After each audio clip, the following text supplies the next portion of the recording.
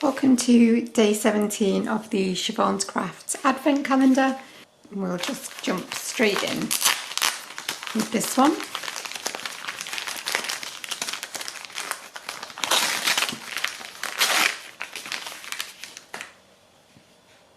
I'm thinking definitely mermaid, obviously, with this one, but as always we all interpret them differently.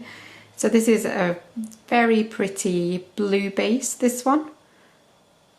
Almost like a denim-y blue almost. And then we've got some gorgeous speckles again, so we've got some really nice deep purpley pink speckles, and then obviously some blue in there as well, and then a mixture of them all dotted around.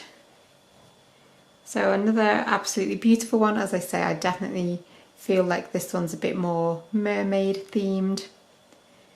But that is it for day 17. I can't believe we're getting so close to the end now. But I hope that you've enjoyed this little mini Advent journey so far. So I'm also going to just show you where we are up to, because we've got so many colours. Let me just zoom out a fraction. So these are all the different ones we have got so far. So you can see there's some very, very super bright neon ones, then you've got beautiful pastel shades, so we've got a real good mixture of things going on. We've got some amazing speckled ones.